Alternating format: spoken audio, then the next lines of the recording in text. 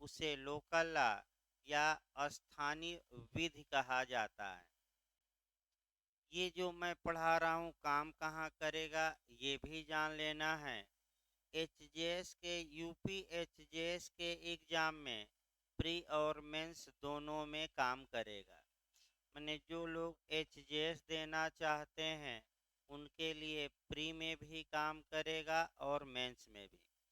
PCSJ का जो syllabus है उसमें आपका जोला का थर्ड पेपर है, उसमें आपका 6 लोकल एक्ट हैं, तो वहीं जो थर्ड पेपर हैं उसी में केवल और केवल मेंस में आएगा।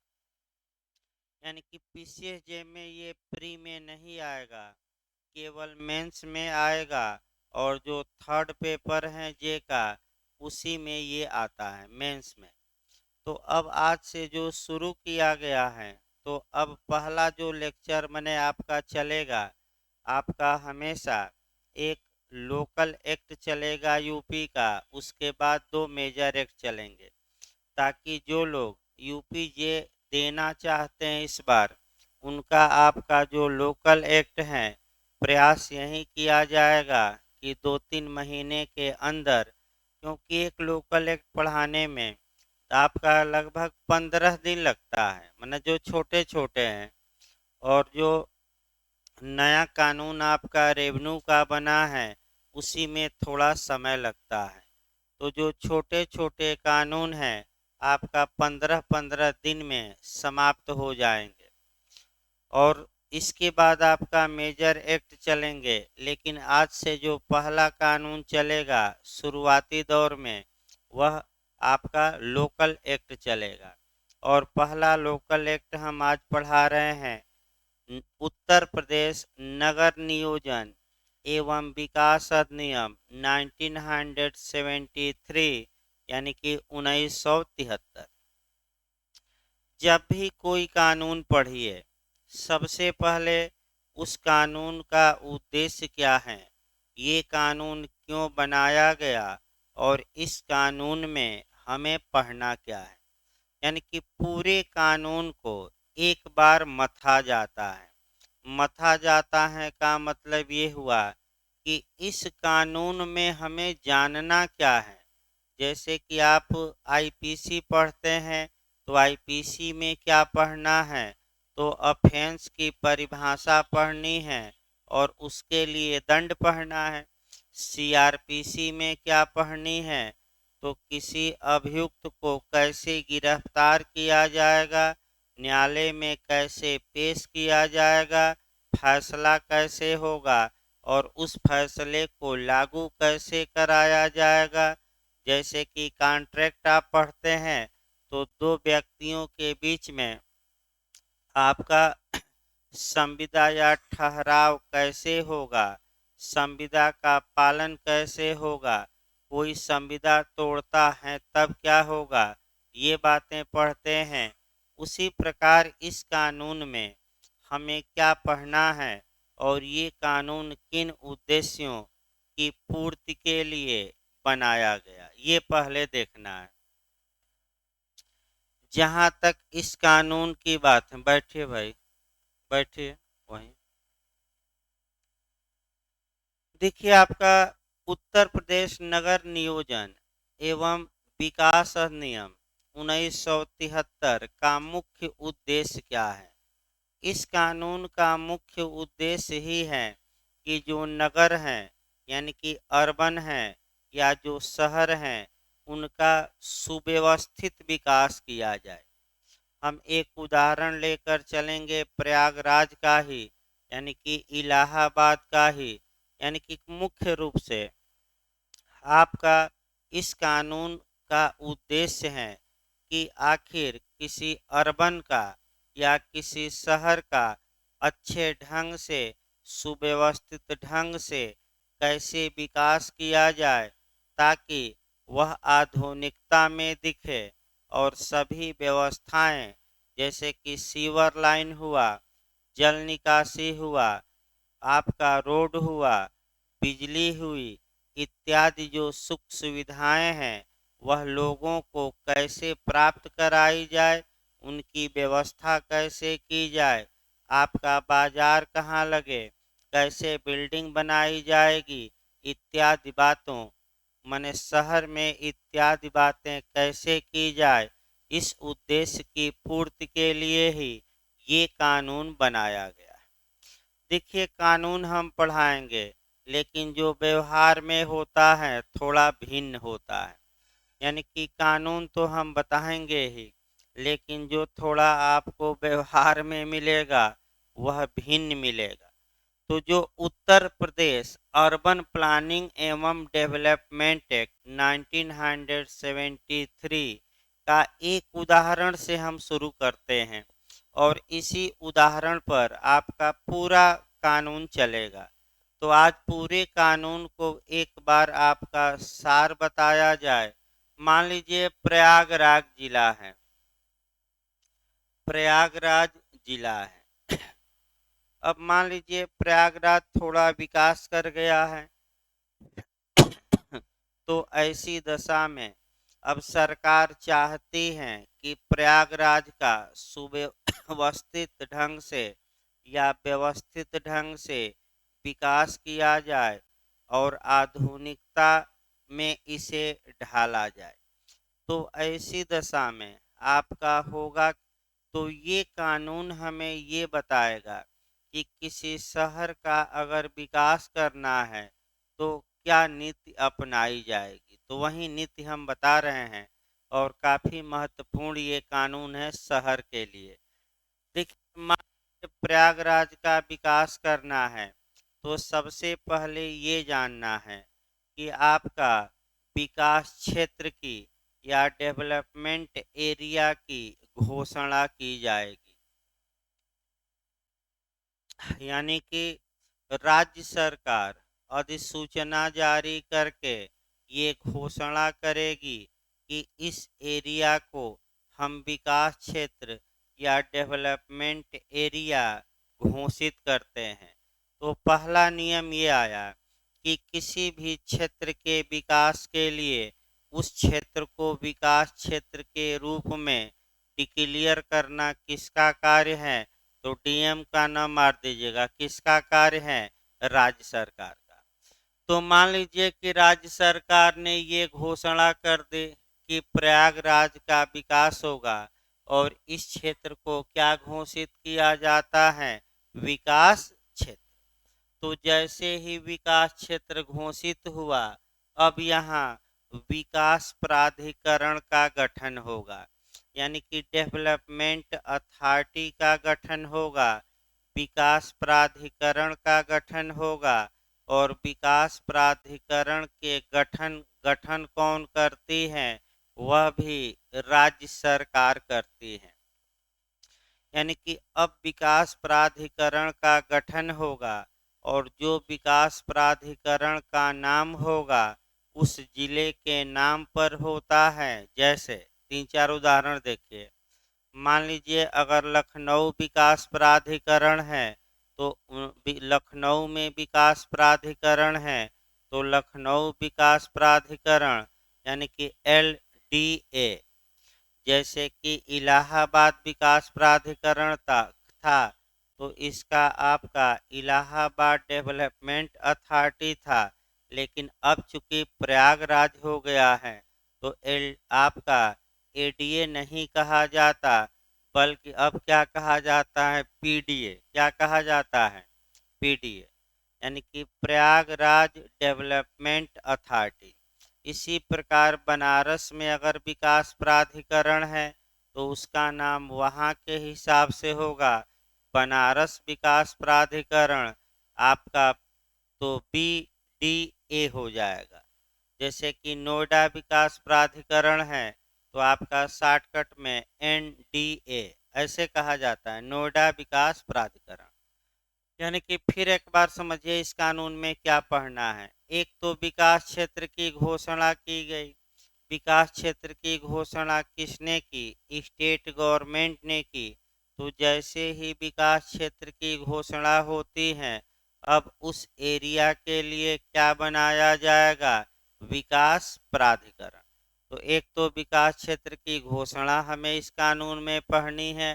दूसरा क्या पढ़ना है, आपका विकास प्राधिकरण, डेवलपमेंट अथॉरिटी। ये जो विकास प्राधिकरण होगा, अब इसी को आगे बढ़ाया जाए।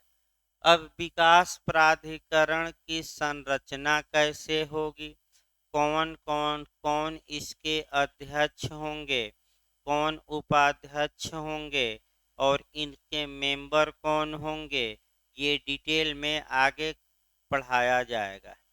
अब इस विकास प्राधिकरण पर ये जिम्मेदारी होगी कि वह प्लानिंग बनाए, योजना बनाए और योजना बनाकर किसका समुचित ढंग से विकास करे, प्रयागराज का।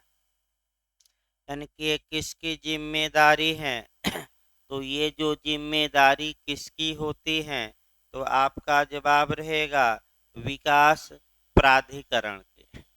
अब इसके लिए विकास प्राधिकरण देखिए क्या करता है।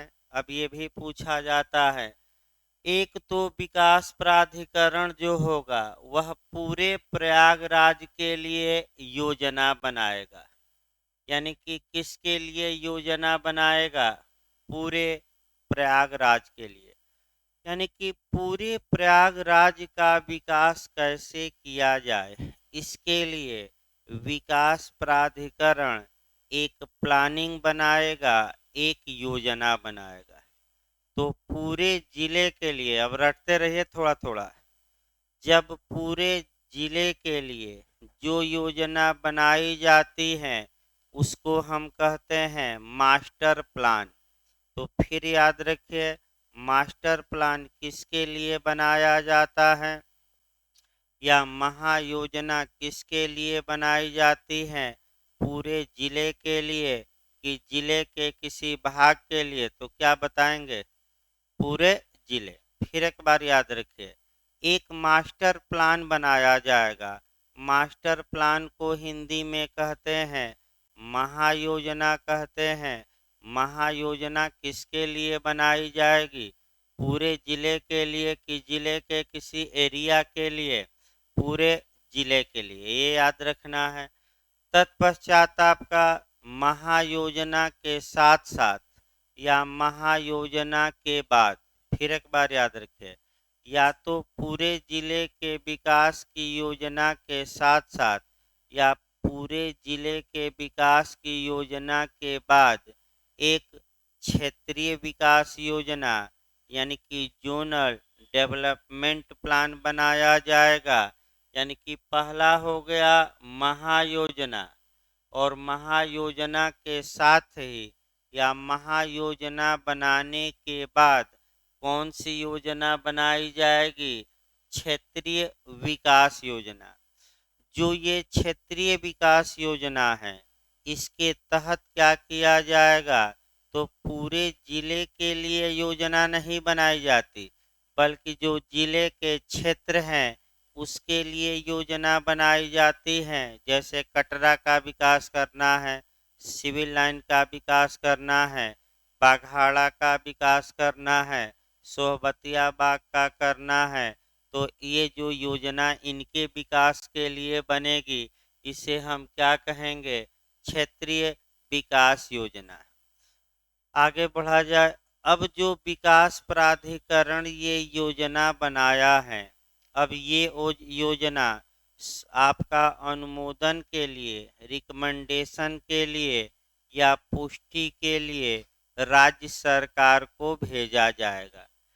यानी कि चाहे महायोजना हो या क्षेत्रीय विकास योजना हो, जब विकास प्राधिकरण इस योजना को बना चुका है तो इस योजना को संस्तुति के लिए, अनुमोदन के लिए किसके पास भेजा जाएगा, राज्य सरकार के पास।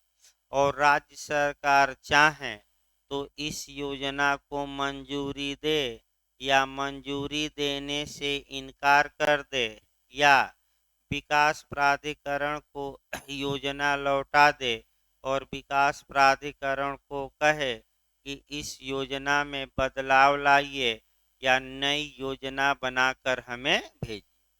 यानी कि इसका मतलब ये हुआ कि विकास प्राधिकरण या डेवलपमेंट अथॉरिटी जो प्लानिंग बनाती हैं वह अंतिम नहीं होता।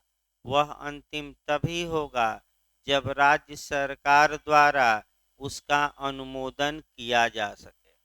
अब ये है कि आपका चाहे महायोजना हो या क्षेत्रीय विकास योजना हो, अब शहर का विकास उस योजना के अनुसार करना विकास प्राधिकरण का कर्तव्य होगा।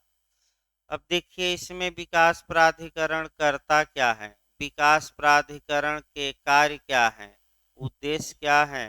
तो अब आपका समझना है, योजना बन गई तो प्रयागराज का ही उदाहरण आगे बढ़ाया जाए।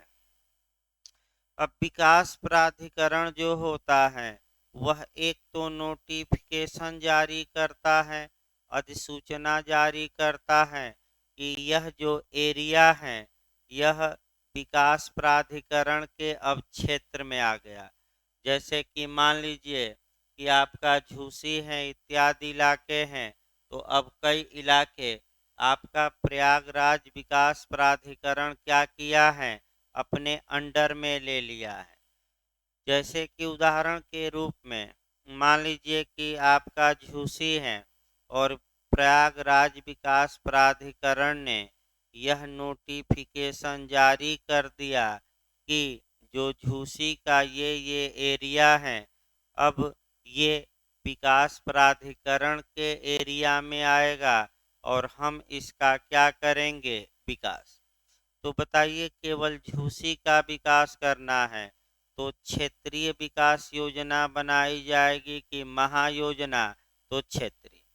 अब क्षेत्रीय विकास योजना बनाई गई, योजना से अब आइए, जैसे ही प्रयागराज विकास प्राधिकरण ने नोटिफिकेशन जारी किया और ये बता दिया कि जो झूसी का क्षेत्र है वह उसके एरिया में आएगा और विकास प्राधिकरण इसका विकास करेगा, तो कोई भी व्यक्ति, अब याद रखिए यही आपका टेक्निकल पॉइंट है और अच्छा भी, अधिसूचना जारी होने के बाद कोई भी व्यक्ति न तो अपनी जमीन पर कोई नया निर्माण नहीं करेगा।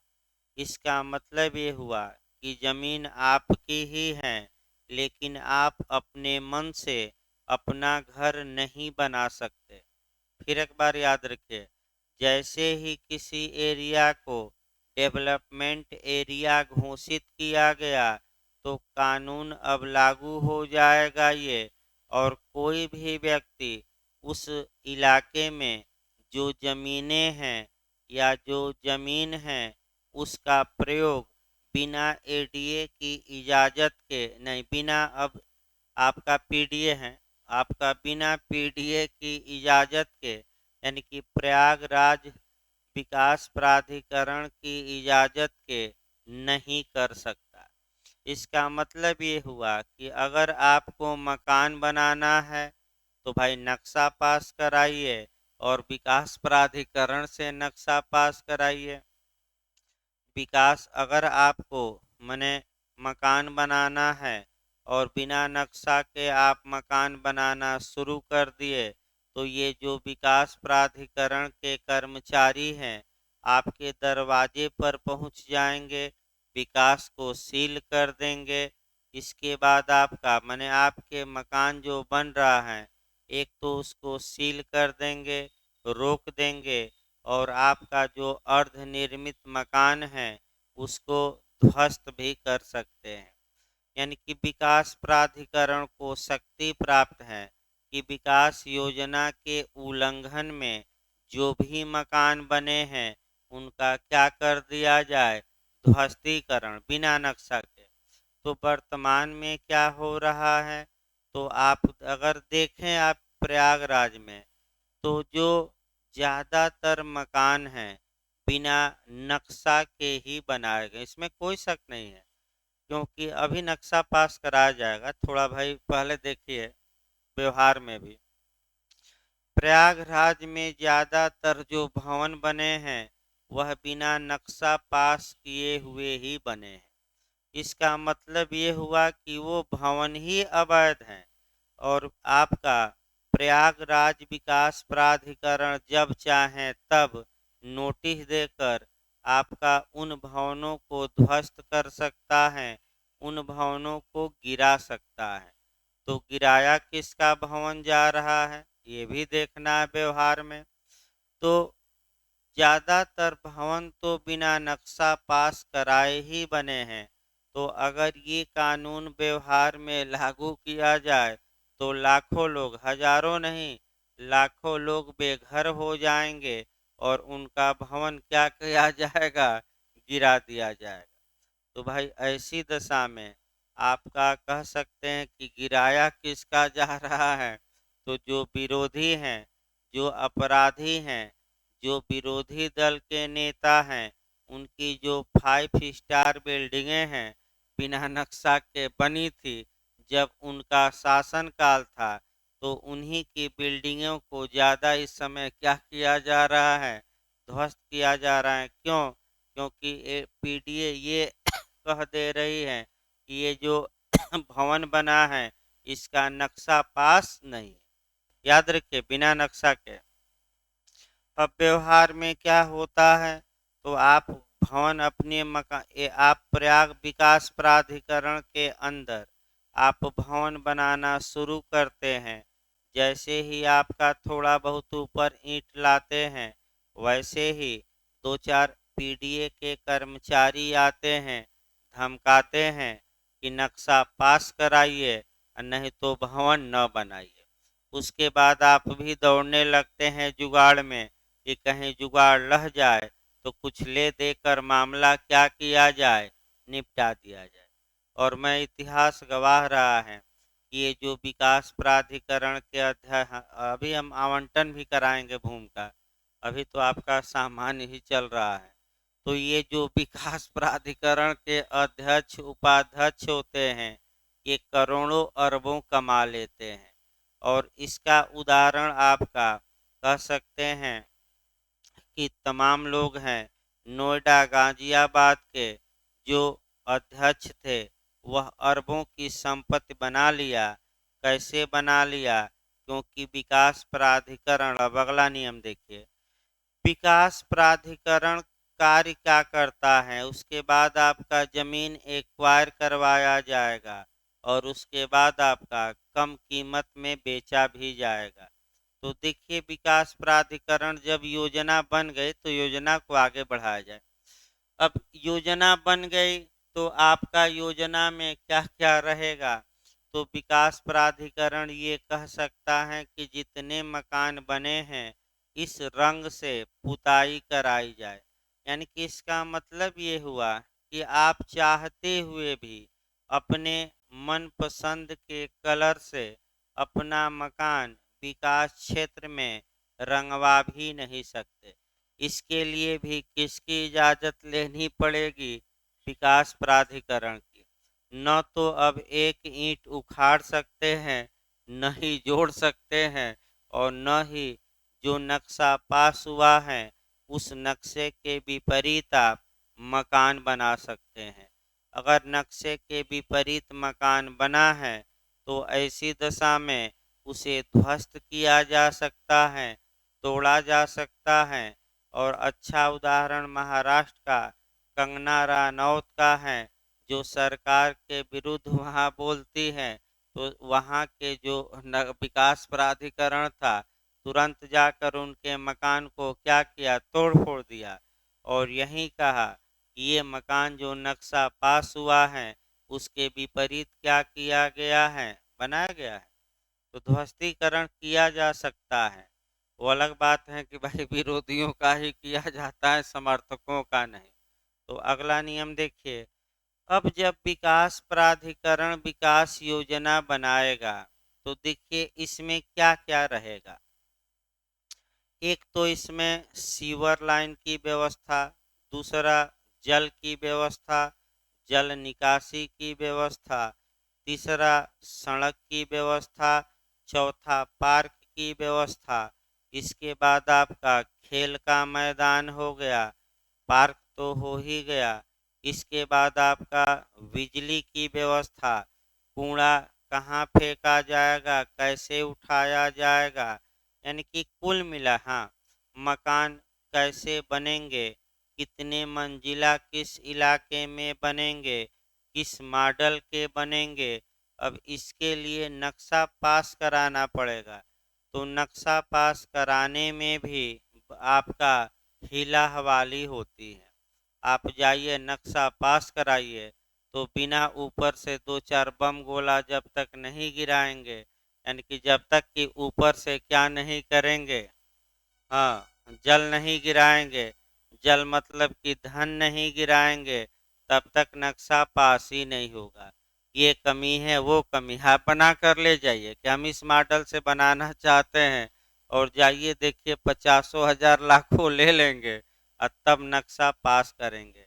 तो ये जो करप्शन है, ये करप्शन आपका कहा जाता है कि खून की तरह रग रग में बस गया है, और इसीलिए अरबपति हो जाते हैं और सरकार भी शांत रहती है। इसके लिए मनी लॉन्ड्रिंग कानून बना है, लेकिन कानून आपका दिखावे के लिए ही बना है। केवल विरोधियों को परेशान किया जाता है, ज़्यादा समर्थकों को नहीं। आपका धन शोधन अधिनियम बना है, मनी लॉन्ड्रिंग कानून बना है, जहाँ की अगर अवैध तरीके से या अपराध करके या करप्शन करके यदि आपने धन कमाया है, तो सरकार वह धन जब्त कर लेती है और आप पर मुकदमा भी चलाती है। इसी को कहते हैं मनी लॉन्ड्रिंग एक्ट। यानी कि आपके पास ये धन कहाँ से आया बताइए। तो मान लीजिए पीडीए का अध्यक्ष है आपका, और 1 अरब की संपत्ति है, तो कहाँ से आया 1 अरब, नहीं बता पाएंगे तो पूरा सरकार क्या करेगी, जब्त। लेकिन वही है कि कौन जब्त करने जाए। देख ही रहे, न्यायालय ने आपका अवमानना के लिए नोटिस जारी किया, तो सरकार बचाने कहाँ पहुंच गई, अधिकारियों को, सुप्रीम कोर्ट। तो क्या ये अपने अधिकारियों को दंडित करेगी जल्दी? नहीं, इसीलिए दिक्कत है। आगे देखिए, अब महायोजना, हाँ, अब ऐसी दशा में भाई विकास प्राधिकरण का कर्तव्य भी है कि सबको आवास भी मिले। इसके लिए विकास प्राधिकरण बिल्डिंग भी बनाता है, कॉलोनियाँ भी बनाएगा, फ्लैट बनाता है, और फ्लैट बनाने के बाद लोगों को आवास उपलब्ध कराता है, ताकि लोग आसानी से घर, उनको शहर में एक घर मिल सके। ये विकास प्राधिकरण का ही कार्य है। अब आया कि विकास जो प्राधिकरण है, वह सुख सुविधाओं के लिए भी दायी है। यानी कि आपका हवा आए शुद्ध, शुद्ध प्रकाश आए घर में, वातावरण शुद्ध रहे, और तमाम चीज़ें सीवर से लेकर पानी बिजली व्यवस्था बताई ही गई। रोड पर जाम न लगे, चौड़ा रोड हो, रोड पर अतिक्रमण न किया जाए, रोड पर अतिक्रमण करने वालों से जुर्माना वसूला जाए। तो चले जाइए शहर में, आप दूर न जाइए, कटरा ही चले जाइए, और कटरा में आप देखेंगे कि जितने दुकानदार हैं आधा रोड कब्जा किए हैं, चाहे कोई भी हो। आपका चले जाइए तो आधा रोड कब्जा कर लिए हैं। तो क्या प्रयागराज विकास प्राधिकरण मुर्दा हो गया है? भाई कितना लोगों को चलने में आपका दिक्कत आती है, आप खुद देखिए। कटरा में चले जाइए तो आपका कहीं कोई गाड़ी लगा दिया तो यातायात वाले भी नहीं उठाते जल्दी आपका। और आधा रोड तो किसने कब्जा लिया है? दुकानदारों ने। तो क्या ये जो प्रयागराज विकास प्राधिकरण है, क्या ये कोमा में चला गया? क्या इसको दिखाई नहीं देता? तो उसका देखिए आपका, तो विकास प्राधिकरण की ये जिम्मेदारी है कि सार्वजनिक सड़कों पर अतिक्रमण कोई न करे। अतिक्रमण करता है तो सामान जब्त कर लिया जाए, जुर्माना लगाया जाए, बलपूर्वक अतिक्रमण को हटाया जाए। तो इस कानून में हम ये भी पढ़ेंगे कि अतिक्रमण कोई कर लिया है, नाले पर कर लिया, आपका मान लीजिए रोड पर कर लिया, पार्क में कर लिया, तो आपका विकास प्राधिकरण कार्यवाही करके उसको क्या करता है, हटाता भी है। तो ये भी आपको इसी कानून में पढ़ना है। तो आप सोच रहे होंगे कि भाई इतना कानून ताकतवर होते हुए भी ध्वस्त कैसे हैं।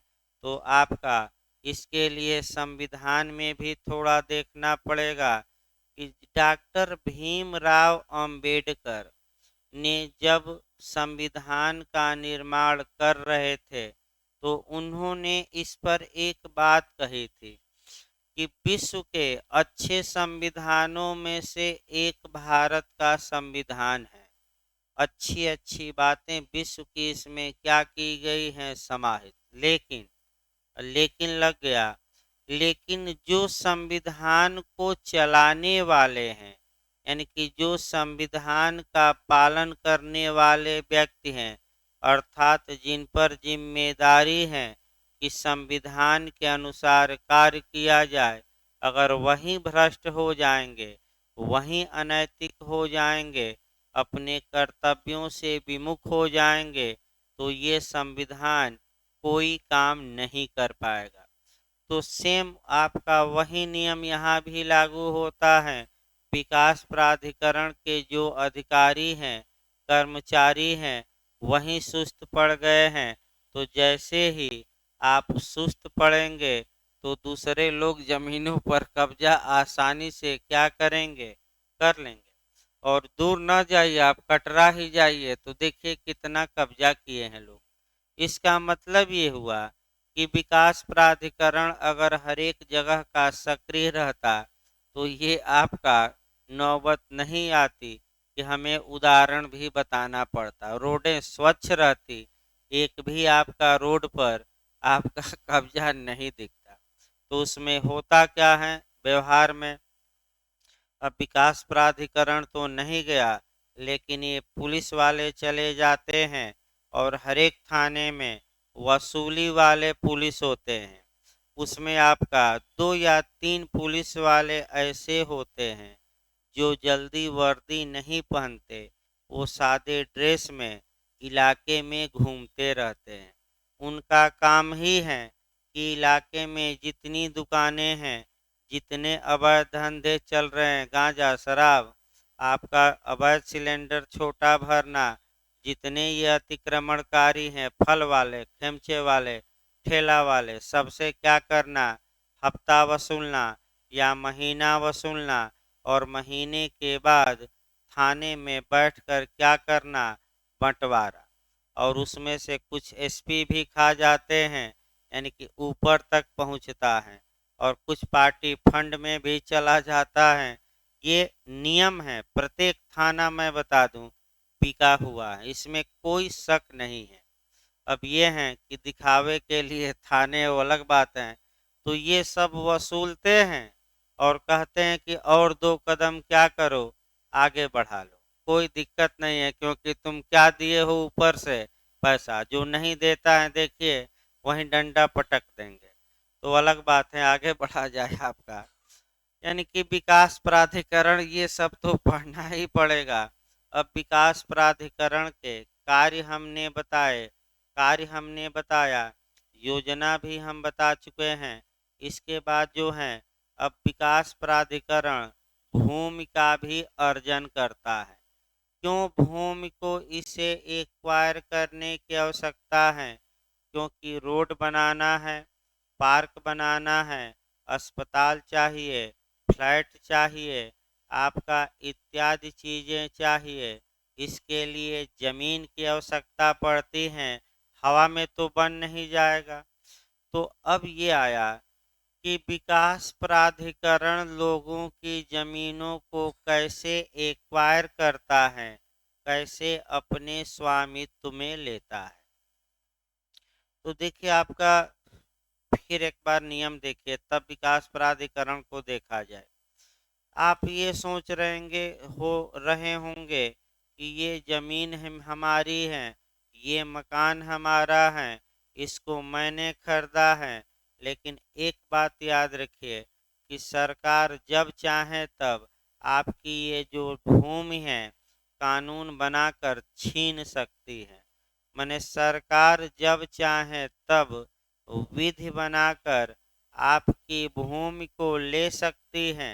आप लाख विरोध करिए आपका, लेकिन सार्वजनिक कार्य के लिए, जैसे उदाहरण के रूप में सड़क बनाना है, रेलवे ट्रैक बनाना है, अस्पताल बनाना है, विश्वविद्यालय का निर्माण करना है, कॉलोनियाँ बनानी है, तो सरकार आपकी जमीन को आपकी इच्छा के विरुद्ध क्या करती है? ले लेती है। पहले मुआवजा कम मिलता था, लेकिन वर्तमान समय में अब जो मुआवजा की रकम है वह काफ़ी बढ़ा दी गई है। यानी कि कृषि भूमि है तो जो सरकारी रेट है उसका 4 गुना मुआवजा दिया जाता है। यानी कि मान लीजिए कि 1 बीघे का सरकारी रेट 10 लाख रुपया है किसी एरिया में, तो आप जब सरकार लेगी तो इसका 4 गुना देगी। कितना देगी अब? पहले ऐसा नहीं था, यानी कि अब 4 गुना दिया जाता है।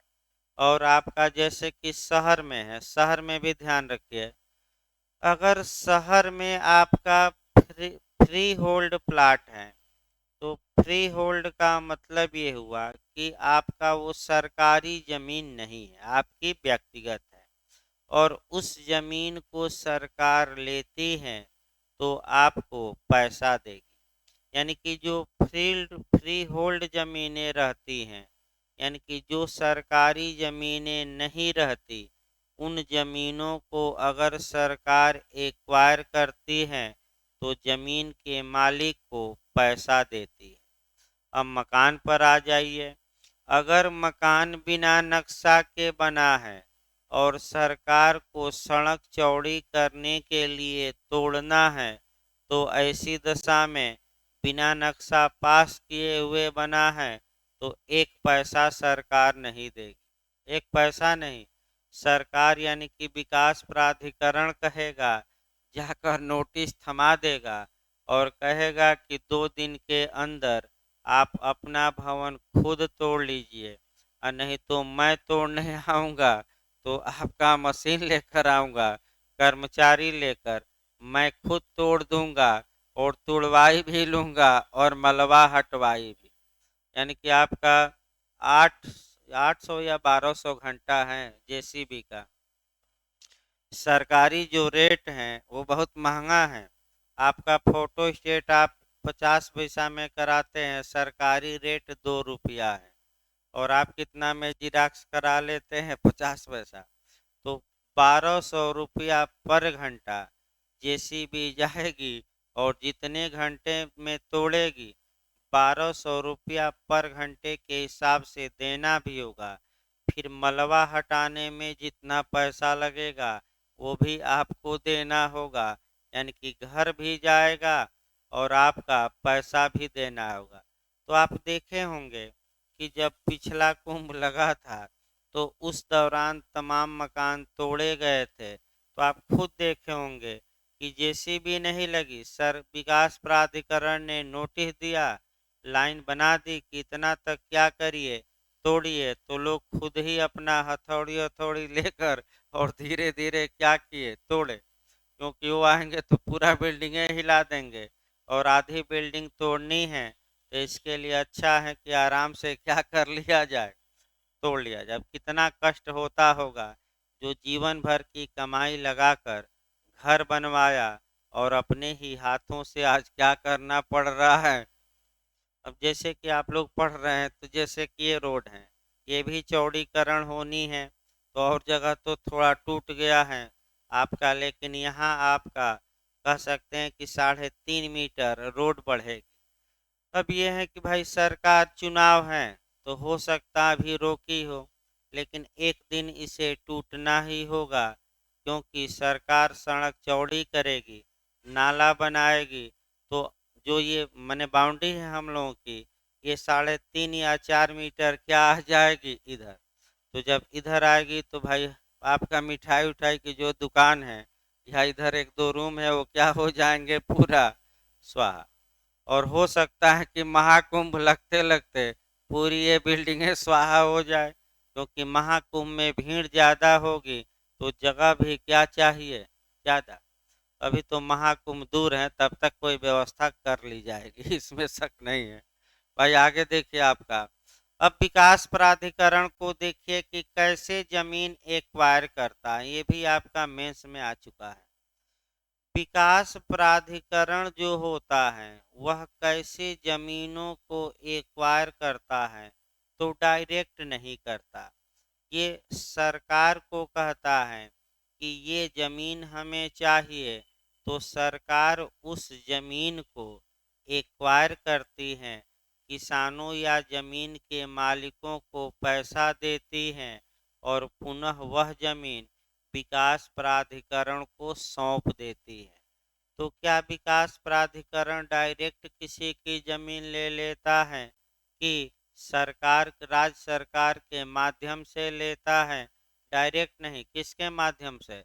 राज्य सरकार।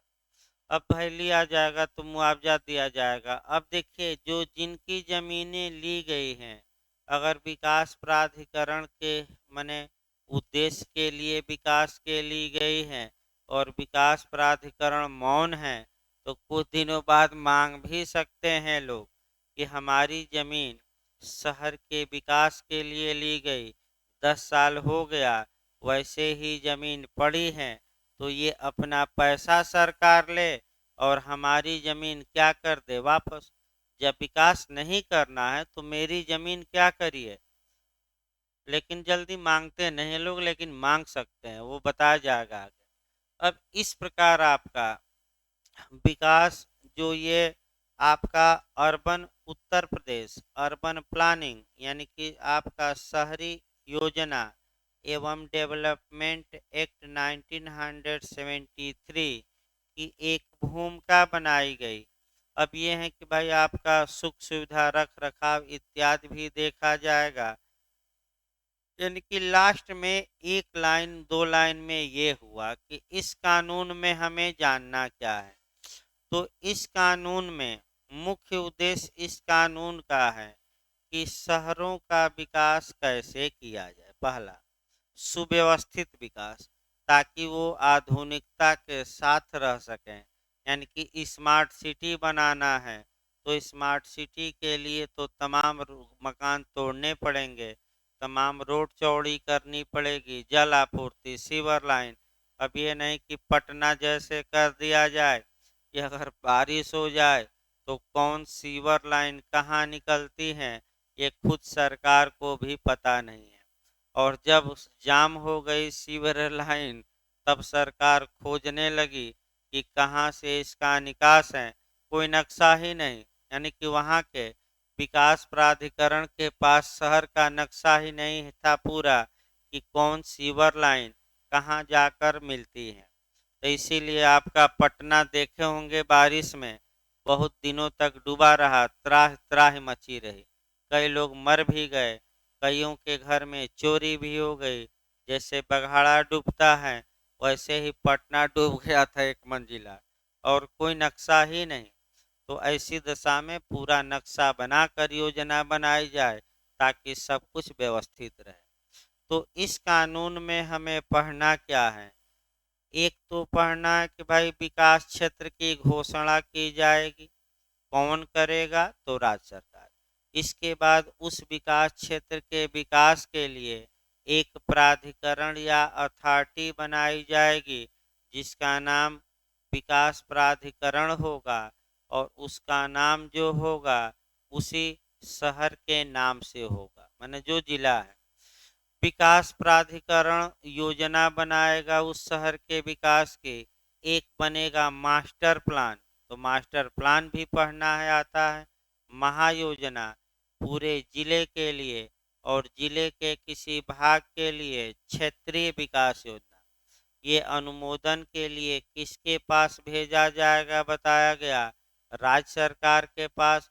राज्य सरकार ओके कर देगी तो इस योजना के अनुसार उस शहर का क्या किया जाएगा, विकास। और जैसे ही विकास क्षेत्र घोषित किया गया, एडीए ने अधिसूचना जारी की, तो अब एक कोई भी व्यक्ति बिना प्राधिकरण की अनुमति के न तो कोई नया निर्माण करेगा, न ही कुछ काम करेगा अपनी जमीन पर। आपका किसकी अनुमति लेनी पड़ेगी अब? विकास प्राधिकरण। और नक्शा पास कराना इत्यादि करना, अवैध रूप से बना दिए हैं तो ध्वस्त कौन कर सकता है? आपका विकास प्राधिकरण। विकास प्राधिकरण की जो जमीन उमीन है उस पर कब्जा न हो, इत्यादि बातें हमें देखनी पड़ेंगी। तो इस प्रकार आज भूमिका बताई गई। अभी आपका 15 मिनट का ब्रेक रहेगा, फिर कॉन्स्टिट्यूशन चलेगा भाई। टीपीए अगले हफ्ते से चलेगा, बता दिया जाए। टीपीए भाई आपका मंगलवार से अगले चलेगा। अभी संविधान चलेगा, फिर आईपीसी चलेगा। इस हफ्ते जो शेड्यूल है, क्योंकि कई लोग भाई उत्तराखंड के कारण नहीं आ रहे हैं, बार बार फोन आ रहा है कि 2-3 दिन और टीपीए रोक दिया जाए। तो कोई दिक्कत नहीं भाई, संविधान आपका चलाना ही है। तो संविधान आपका चलेगा 15 मिनट बाद, उसके बाद आपका आईपीसी चलेगी। तो संविधान भी अभी शुरुआत ही करना है, अभी जब पढ़ाया नहीं गया भाई ज़्यादा। फिर आज एक बात, संविधान डेली चलाना पड़ेगा क्योंकि बहुत बड़ा है और समय लेता है, इसको रोका ना जाए। और आपका भले ये टीपीए टेस्ट किया जाएगा, लेकिन संविधान डेली चलाना पड़ेगा। तभी 15 मिनट का ब्रेक रहेगा। कल से हम कानून शुरू कर देंगे। आप भूमिका एक दिन जरूरी रहता है आपका, अर्बन प्लानिंग, और 10-15 दिन में समाप्त हो जाएगा। तो आप लोग मैंने कल तो नहीं, पर कापी भी एक लेकर आइए, ताकि जो पढ़ाया जाए अब नियम तो तुरंत तुरंत उसको लिखवाया जाएगा। तो एक लोकल एक्ट का कापी बना लीजिए, ताकि एक ही कापी में 2-3 लोकल एक्ट आ जाए, मैंने 2-3 कापी में आपका निपट जाए। थोड़ा मोटी बना लीजिए। तो भाई 15 मिनट बाद अभी संविधान